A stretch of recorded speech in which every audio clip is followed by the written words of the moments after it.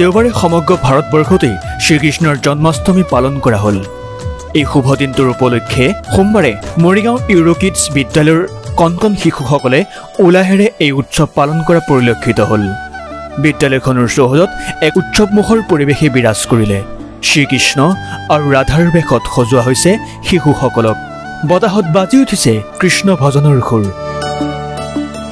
শিশুসকলে নিজৰ হাতেৰে কলচী ভাঙি ভগৱান শ্ৰীকৃষ্ণৰ বাল্যকালৰ লীলাৰ দৃশ্য প্ৰদৰ্শন কৰিলে।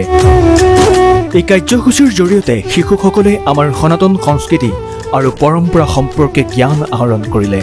পিতৃ মাতৃসকলেও নিজৰ সন্তানৰ এনে মনোমোহা প্ৰদৰ্শন দেখি অত্যন্ত আনন্দিত হ'ল। অনুষ্ঠানটোৰ গুৰি ধৰোতাই কয়, আমি এই উৎসৱৰ জৰিয়তে শিশুসকলক আমাৰ ধৰ্মীয় আৰু সাংস্কৃতিক মূল্যবোধৰ সৈতে পৰিচয় কৰাই দিবলৈ চেষ্টা কৰিছোঁ। এই উৎসৱে তেওঁলোকৰ মাজত একতা আৰু ভাতৃত্ববোধৰ শিক্ষা প্ৰদান কৰিছে।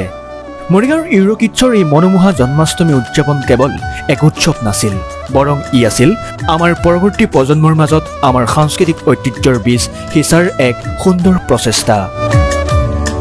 এই বিশেষ দিনটোৱে সকলোৰে জীৱনলৈ শান্তি আৰু আনন্দ কঢ়িয়াই আনক, এই কামনাৰে মৰিগাঁৱৰ পৰা পুলকনাথ, টাইমছ গুৱাহাটী।